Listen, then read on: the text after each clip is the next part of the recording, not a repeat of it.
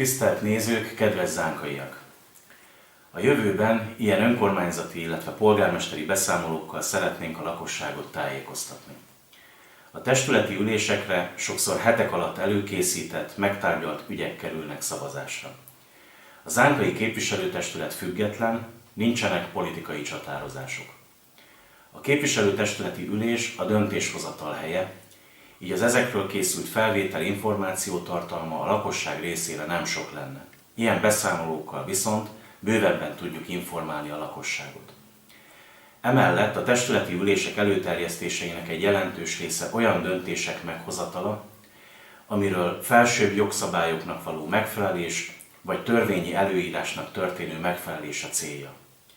Például a Bodzai Általános Iskolánk körzethatárainak véleményezése, vagy például a közös önkormányzathoz tartozó települések egészségügyi és oktatási társulási megállapodásainak felülvizsgálata minden évben szükséges, lakosságszám aktualizálás, hivatali névváltozások átvezetése, stb. Mindezekből arra a következtetésre jutottunk, hogy a lakosság tájékoztatását inkább szolgálják ilyen önkormányzati beszámolók, mint a testületi ülésekről készült felvételek. Illetve ennek megfelelően azokat a napirendi pontokat fogom ismertetni, melyeknek a mindennapi életünkben bármilyen szerepe, jelentősége van. Aki teljes terjedelmében szeretné olvasni ezeket a rendeleteket, megtalálja a Nemzeti Jogszabálytárban, a www.njt.hu oldalon, az önkormányzati rendeletek között, illetve a testületi ülések jegyzőkönyveit és előterjesztéseit Zánka honlapján, a www.zanka.hu oldalon. A beszámoló végén az aktuális beruházásokról, lényegesebb közügyekről fogok beszélni. A 2024. 6. hó 9-én tartott önkormányzati választáson megválasztott képviselőkkel 2024. október 2-án megalakult a zánkai képviselőtestület. Jómagam lettem a polgármester, alpolgármesternek Böhm Tamást választottuk, illetve a hétfős testület többi tagja, Kamondi Tamás, Péringer Antal, Simonné Mohos Éva, Szabó Gergely és Takács Péter. A képviselőtestület egy bizottságot hozott létre, a kötelező ügyrendi bizottságot, elnöke Kamondi Tamás, tagjai Péringer Antal és Simonné Mohos Éva. Az alakuló ülés után első testületi ülésünket 2024. október 14-én tartottuk. A szociális célú tűzifa támogatás igénylésének szabályairól szóló önkormányzati rendeletet módosítottuk. Az elmúlt években tapasztalt inflációs hatásokra tekintettel a szociális célú tűzifa támogatás jogosultságának feltételén változtattunk, hogy minél több emberhez tudjon eljutni a támogatás. Több személyes háztartásoknál 140 000 forintra, míg az egyszemélyes háztartásoknál 170 000 forint összegű jövedelemhatárra emeltük a támogatásra való jogosultság összegét. A rendeletet a jövőben minden évben felül fogjuk vizsgálni. Aztán ezen a testületi ülésen az önkormányzat tulajdonát képező építési telkek értékesítésének elveiről szóló önkormányzati rendeletet is módosítottuk, ez az önkormányzatnak a telek rendelete. Egy konkrét ügy kapcsán merült fel a módosítás szükségessége. Tapasztalat, hogy a házak felépítése még a legnagyobb körültekintés mellett is elhúzódhat. A szakemberhiány, az építőanyagárak ugrásszerű megnövekedése és a bonyodalmas hatósági, illetve banki adminisztráció olyan tényezők, amelyekkel az építkezők nehezen kalkulálnak. Mindezek miatt 2 ponton történt módosítás. A beépítésre biztosított határidőt 4 évről 6 évre növeltük, illetve korábban a beépítési kötelezettség teljesítésére nyitva álló határidő meghosszabbítását csak egyetlen alkalommal engedélyezhette a testület, ezen változtattunk. A képviselőtestületnek a határidő meghosszabbítását az egyedi ügyekre vetítve kell megfontolnia, így ezt a jövőben megteheti korlátozás nélkül. A következő testületi ülésünk 2024. október 21-én volt. Ezen a testületi ülésen felülvizsgáltuk a temető rendeletünket, ezt a temetőről és a temetkezésről szóló önkormányzati rendelet egész pontosan, és arra az álláspontra jutottunk, hogy a sírhely megváltási díjak eltúlzottak, azokat csökkentettük. A meglévő rendeletben szereplő összegeket megfeleztük, felére csökkentettük, így egyes sírhely esetén 100 000 forintról 50 000 forintra, Urnafülke esetén nem feleztük meg, ott egy kicsit más szempontok is érvényesültek, ott 70 000 forintról 50 000 forintra, Urnasírhelynél viszont szintén a feles csökkentés érvényesült, 300 000 forintról 150 000 forintra csökkentettünk, de fontos megjegyezni azt, hogy ez a sírhelyváltás ez 25 évre szól. A sírhely megváltási idő leteltét követő ismételt megváltási díjakat pedig ezeknek a meghatározott összegeknek az 50%-ában határoztuk meg, ami tehát 50 000 forint esetén 25 000 forint, 150 000 forint esetén 75 000 forint, és így tovább. És még egyszer mondom, 25 évre szól a megváltás. A képviselőtestület felülvizsgálta a szociális rendeletet, ez pontosan a rendelet, az egyes szociális és gyermekvédelmi ellátási formák szabályozásáról szóló 4/2020 6/7-es önkormányzati rendelet. Arra a megállapításra jutottunk, hogy a bekövetkezett infláció és az emelkedő bérek és nyugdíjak együttes hatása okán az egyes támogatási formák esetében az ellátásra való jogosultságok megállapított jövedelemhatárai olyan alacsonnyá váltak, hogy sok rászoruló lakos kiszorult az ellátásból. A módosítással valamennyi támogatási forma jogosultsági küszöbét felemeltük, biztosítva ezzel, hogy az egyes szociális támogatások ténylegesen eljussanak a település lakosságához. Sok esetben a támogatás mértékének meghatározásában a polgármesternek mozgásteret biztosít a rendelet. Kis közösség vagyunk, ismerjük egymást, ezzel indokolható, hogy a polgármesternek van mozgástere a támogatások mértékének a meghatározásában. A rendkívüli települési támogatást emelném ki a rendeletből. Ennél a támogatásnál az indokolja a nagyobb összegű emelést, mégpedig ez 500 000 forintot jelent, ennyit kaphat maximum egy igénylő, ugyanis olyan krízis helyzetre szánta a képviselőtestület ezt a támogatási formát, amikor valaki igazán nagy bajba kerül, például leég a háza. A közelmúltban tudtunk is segíteni egy zánkai lakoson ezzel a támogatással. És még egy fontos dolog. A módosított rendelet a továbbiakban az időskorúak évi egyszeri támogatását és az iskola kezdési támogatást is rászorultsági alapon biztosítja. Eddig ezek a támogatások alanyi jogon jártak, ami nem felelt meg a hatályos jogszabályoknak. Konkrétan a szociális igazgatásra és a szociális ellátásról szóló 1993. évi 3-as törvénynek. A módosítással végre megfelelünk a törvényi előírásoknak. A zánkai lakosság támogatása, az idősek elismerése, a gyermekek tanulásának segítése természetesen továbbra is fontos feladat számunkra. Az egyes támogatási formákat, illetve az ezekre való jogosultságok egy főre eső havi jövedelem határait terjedelmi okok miatt nem szeretném egyenként részletezni. Ezeket megtalálják a Zánka község önkormányzata képviselőtestületének 4/2026 6/7-es az egyes szociális és gyermekvédelmi ellátási formák szabályozásáról szóló önkormányzati rendeletben. A rendeletet a jövőben minden évben felülvizsgáljuk.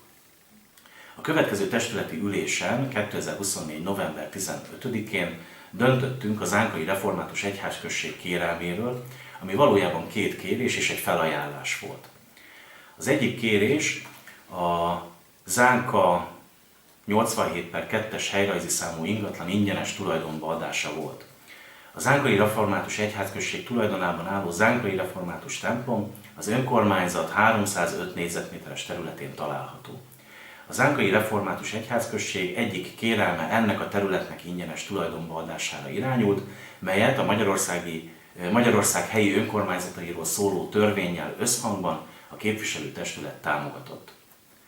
A Zánkai Református Egyházközség másik kérelme egy adománykérés volt digitális orgona vásárlása céljából, amit a képviselőtestület szintén támogatott. A templomban használt harmónium állaga jelentősen megromlott, ugyanis a javítása irreálisan magas költséget jelentett volna.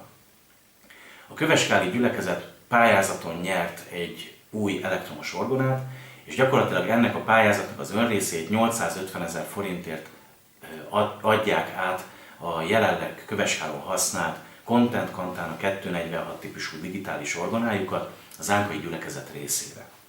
Ez körülbelül az eszköz használt árának fele-harmada. Az eszközt alig használták, kiváló állapotban van. Az adományért cserébe a Zánkai Református Egyház vállalta, hogy 5 éven keresztül évi 3 komoly zenei koncertet szervez a templomban. Vagyis ezzel a támogatási összeggel tulajdonképpen 5 évre évente 3 komoly zenei koncertet vásárolt az önkormányzat. A következő testületi ülés 2024. december 12-én volt, itt döntöttünk az Óvoda utcai közvilágítás kiépítéséről. Az Óvoda utcának jelenleg nincs közvilágítása. Legköltséghatékonyabban és leggyorsabban ezt napelemes LED lámpatestekkel tudjuk megoldani. A beruházás összesen bruttó 1.644.650 forintba kerül. A 2024. november 5-én közmeghallgatást tartottunk, ahol először Dőri Ádám rendőrszázados tartotta meg az éves beszámolóját. Röviden összefoglalom. A bűncselekmények tekintetében összességében településünken kielégítő a helyzet. A balesetek száma is aránylag alacsony, figyelembe véve, hogy milyen forgalmas a főút, a 71-es főútunk. Sajnos az idei évben történt egy kiskorú veszélyeztetése is, az eljárás folyamatban van. A vagyon elleni bűncselekmények tekintetében csökkenést tapasztaltak.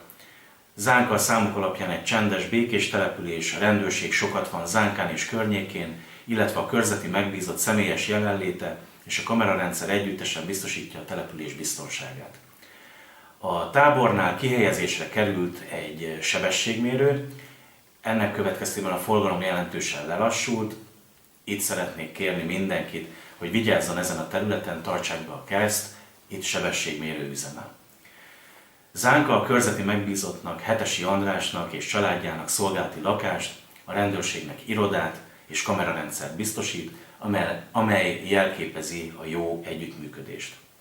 A körzeti megbízott munkájával az egész település, én azt gondolom, elégedett, a Zánkai Hírmondóban közzétett írásai sokat segítenek a lakosság tájékoztatásán, családjával szervesen beépült a közösség életébe. Ezt követően én tartottam meg a polgármesteri beszámolót. A helyi környezet védelmével kapcsolatos beszámolóból kiemelném a zöld hulladék kezelésével kapcsolatos problémát. A lakosság igénye az lenne, hogy az önkormányzat szállítsa el és vegye át a zöld hulladékot, amelyre sajnos egyelőre jogi lehetőségünk nincs. Keresni fogjuk erre a megoldást. A beruházásokról szeretnék egy kicsit részletesebben beszélni, mint ahogy ez a közmeghallgatáson történt. 2025-ös beruházásaink, a kedvezményes telekosztás és szolgálati lakás önkormányzati bérlakás programunk. A következő évben megindítjuk a letelepedési programunkat. A Villasori út és a 71-es út közötti terület engedélyes tervekkel rendelkező feltárásához, az infrastruktúra és közmű kiépítéséhez szükséges pénz előteremtése a rendelkezésünkre álló önkormányzati területek értékesítéséből fog származni, amit 2025 elején elindítunk. Ezt ugyanis 100%-osan önerőből kell megvalósítanunk, erre állami vagy uniós pályázati forrás nem lesz. Az ehhez történő közbeszerzés és munkálatok 2025-ben el fognak kezdődni, nyilván a jogszabályi előírásoknak megfelelő módon, és hát ez fogja meghatározni azt, hogy az időben milyen ütemezéssel fog megtörténni. Mint említettem, az ehhez szükséges pénzforrást az önkormányzatnak, vagyis nekünk kell előteremtenünk. Eddig 30 millió forint van a költségvetésben elkülönítve erre a beruházásra. A maradék nem kis összeget a Zánka tulajdonában lévő ingatlan vagyon értékesítéséből fogjuk előteremteni, ami érinti a Vérkúti úton, illetve a Mandula utca végén lévő vízparti területeinket, illetve a Delta telepen még meglévő területünket. A BFT és ez a Balatoni Fejlesztési Tanács pályázaton 2 szolgálati lakásos társasház építéssel kapcsolatos pályázatunk eredményére várunk. Ennek véletlenül hamarosan meg lesz az eredménye. Reményeink szerint Zánka nyertese lesz ennek a pályázatnak. Az előzetes számítások alapján ehhez 40 millió forint önerőt terveztünk be a költségvetésbe. Helyileg a Villasori úton lévő egyik önkormányzati telekre terveztük a társasházat. A kedvezményes telkek értékesítéséből származó bevételt pedig a választási programunknak megfelelően ingatlanvásárlásba fogjuk visszaforgatni, megőrizve ezzel Zánka ingatlan vagyonát. Az önkormányzati dolgozók, hivatalosi dolgozók bérét 2025-ben megemeljük. A hivatal teljes létszámban kiválóan működik, a falugondnokság szintén jól működik, a falugondnokság vezetője sok képesítéssel rendelkezik, Simon Csaba személyében új falugondnokunk van, ő szobafestő, gipszkartonszerelő, erős áramú villanyszerelő, szolártechnikai szerelő, logisztikai szervező és természetvédelmi mérnök. Van a csapatban ezen kívül bútorasztalosunk, lakatos, gépkezelő, a jövő évtől pedig egy fiatal burkoló sikerült felvennünk, aki kőműves szakmában is jártas. Így sok munkát önerőből, anyagáron meg fogunk tudni oldani a jövőben. A falugondnokság dolgozóinak felajánlottuk továbbá, hogy tanulmányi szerződéssel az önkormányzat segít újabb szakképesítések megszerzésében, ami a fizetés mértékében is meg fog tudni mutatkozni. Emellett szeretnénk plusz kereseti lehetőséget adni a dolgozóknak a nyári strand karbantartással kapcsolatos munkálatokban való részvétel biztosításával. Ezzel a dolgozók is plusz jövedelemhez jutnak, és nem mellesleg Zánka költségvetésében is jelentős pénzt spórolnánk meg. Ezúttal is szeretném felhívni a lakosság figyelmét, hogy aki pénztáros, takarító, esetleg őrző, védő vagy beléptető, ez az az ember, aki ott a babakocsis bejárónál ült, szóval ezekben a munkakörökben szeretne nyári szezonban pénzt keresni, az jelentkezzen. Keresse falugondokunkat, Simon Csabát, vagy engem, illetve bármelyik képviselőtársamat. Ne a külső vállalkozónak legyen haszna ebből a szolgáltatásból, oldjuk meg mi magunk. A dolgozónak is jó, mert magasabb bért tudunk adni, és az önkormányzatnak is, mert valamennyit így talán meg tudunk takarítani a költségvetésben. A falugondnokságnál önerőből körülbelül 4 millió forintos eszközfejlesztést tervezünk, egy használt platós autót tervezünk vásárolni, és a rossz állapotú gépek közül lecseréljük a legszükségesebbeket. Természetesen, ha pályázati lehetőség lesz, akkor ezekkel élni fogunk, ezekkel a lehetőségekkel, több eszközt is szeretnénk beszerezni. Nem mellesleg a traktorunk is igen rossz állapotban van, a jövőben mindenféleképpen szeretnénk ezt lecserélni. A zánkai kulturális életről egy pár szó. A faluház vezetője, Tóth Lívia november 6-án felmondott. Ezúton is szeretném megköszönni a munkáját, és az önkormányzat nevében is sok sikert kívánok neki a jövőben. Az adventi készülődésben ezzel a felmondással nem kicsit nehéz helyzetbe kerültünk. Talán ennek is köszönhetően, hiszen a nehézségek gyakran összehozzák az embereket, egy példaértékű összefogást tapasztalhattunk meg az idei adventi időszakban. Külön köszönet ezért a kluboknak, klubvezetőknek, illetve Böhm Nékocsis Szilvinak, Böhm Tamásnak, az iskolának és az óvodának, az iskola és az óvoda szülői munkaközösségének, illetve Váradi Timinek persze, illetve mindenkinek, aki részt vett a vendéglátásban, munkájával, zsíros kenyérrel, süteménnyel, teával, borral, vagy bármilyen felajánlással. Szilveszterkor egyébként Borda Lajosnak hála a faluházban szilveszteri batyusbál lesz, a becsület kasszába befolyt összeget az óvodának és a bölcsődének fogjuk felajánlani. Köszönjük Borda Lajosnak! Összességében az egyéb intézményeink, az óvoda, a konyha, a könyvtár és az egészségügyi szolgálat jól működnek, remélhetőleg februártól a faluház működése is rendeződik. Azt tudom mondani, hogy 2025-től a kulturális és közösségi életben jelentős változások lesznek mind finanszírozás, mind pedig rendezvények száma és a minősége szempontjából. A faluház vezetésére és a rendezvények szervezésére egy a kulturális életben nagy ismertséggel rendelkező, tapasztalt, fiatal házaspárt sikerül reményeink szerint megbízni 2025. februártól. A nyári szezonban 3 hangosabb rendezvényre kell számolni, július 25 és augusztus 3 között tervezzük a halásznapok és borhét megszervezését, megrendezését. Ennek a 2 hétvégére tervezünk egy-egy napra kicsit hangosabb, illetve hangosabb rendezvényt valószínűsítem a strand környékére, vagy a strandra, illetve a szokásos augusztus 20-ai rendezvényünket.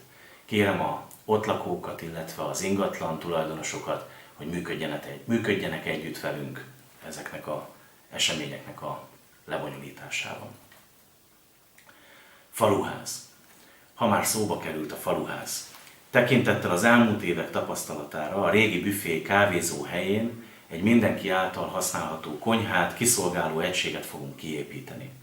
Rendbe tesszük a vizes blokkokat, a hangosítást korszerűsítjük, a Rákóczi út felüli területet rendezzük, a futótújákat kiszedjük, kültéri színpadot építünk, és árus bódékat fogunk kialakítani a rendezvények kiszolgálására, illetve egy jövőbeni piac kialakulását támogatandó. A piaccal kapcsolatosan már tárgyaltam helyi termelőkkel, akik azt jelezték, hogy örülnének egy ilyen lehetőségnek. Mindezeket a munkálatokat a falugondnokság önerőből, anyagáron végzi majd el. A tájház pajtájában és az iskola melletti pincében vizes blokkot fogunk kialakítani, így mindkettő helyszín alkalmassá válik a jövőben rendezvények lebonyolítására. Mindezeket a munkálatokat a falugondokság szintén önerőből, anyagáron végzi el, melynek becsült költsége körülbelül 2,5 millió forint. További folyamatban lévő és elbírálásra váló pályázata az önkormányzatnak a Tájház Címke Múzeum épületének a felújítása. A hivatal festése, valamint az óvoda festése, burkolása, illetve a folyosói csövek gipszkartonozása, a belső ajtók cseréje is meg fog történni 2025-ben. Mindezeket a munkálatokat a falugondokság szintén önerőből, anyagáron végzi el, melynek becsült költsége kb. 2,5 millió forint.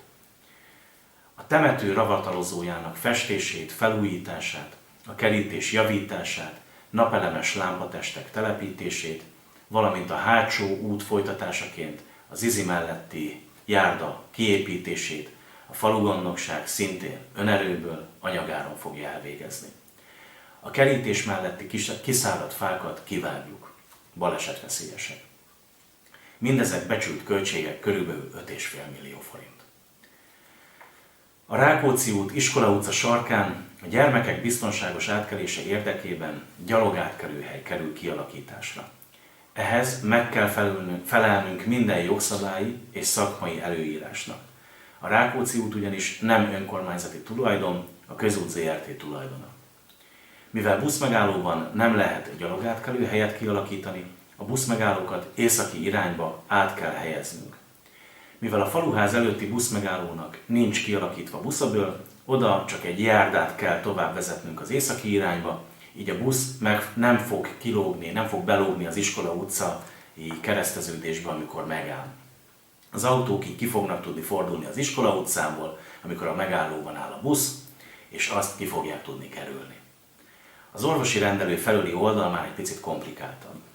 Mivel ott a buszöböl már létezik, csak úgy engedik a zebrát fölfesteni az úttestre, ha a buszöböl a zebra szélénél véget ér.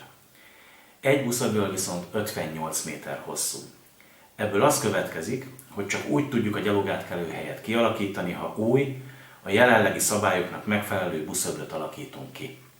Ehhez viszont meg kell szüntetnünk a parkoló rendelő felüli bejáratát, vagyis csak az Izinél lesz be- és kihajtási lehetőség a parkolóba. Cserébe viszont a gyermekek kapnak egy biztonságos gyalogátkelőhelyet, kialakítunk a rendelő előtt egy mentőmegállót, és megszüntetjük azt a sok szintkülönbséget, ami miatt sajnos már baleset is történt. Ennek becsült költsége kb. 20-25 millió forint. Ennek kapcsán új buszmegállókat fogunk építeni, amelyet viszont a falugondokság szintén önerőből, anyagáron fog előállítani. A strandon a falugondokságban nekilátunk a keleti partszakasz javításának, a lidósítást elvetettük, mivel túl nagy területet venne el a strandtól. Eddigi kalkulációink szerint védőkőszórás kb. 6,5 millió forint. Ezt követően zsaluzással és homokzsákolással, alacsony vízállásra időzítve a munkálatokat, ki fogjuk tudni javítani a partvédmű kritikus pontjait. Mindennek a munkálatnak a becsült összege körülbelül 10 millió forint. A közterületek rendezése kapcsán a faluház körüli terület mellett a focipálya környezetét és központi játszótér kiépítését is meg fogjuk kezdeni 2025-ben. Remélem lesz pályázati lehetőség, ettől függetlenül viszont a 2025-ös költségvetésben 10 millió forintot tervezünk, ami ennek a nagy beruházásnak az első lépése lesz. Végezetül az elhangzottakkal kapcsolatosan, vagy azon kívül, ha bárkinek bármilyen észrevétele, gondolata, ötlete van, kérem, keressen bennünket. Engem, képviselőtársaimat, Simon Csaba falugondnokot, a hivatalt, benne Kis Balázs aljegyző urat. Talán a legegyszerűbb azonban e-mailben elküldeni ezeket a gondolatokat, észrevételeket a polgármester@zankaph.hu e-mail címre. Keressenek, hiszen Zánka mindannyiunké. Végül mindenkinek boldog karácsonyt és boldog új esztendőt kívánok képviselőtársaim, a hivatali dolgozók és az önkormányzati dolgozók nevében. Viszontlátásra!